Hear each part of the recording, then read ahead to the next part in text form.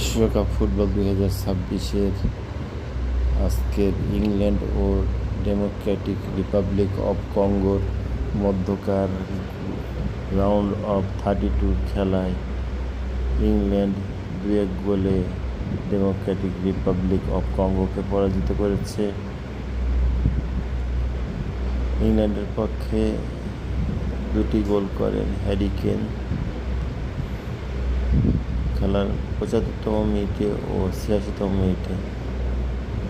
Democratic Republic of কঙ্গোর পক্ষে একমাত্র গোল করেন সিপেনগা খেলার 7ম মিনিটে।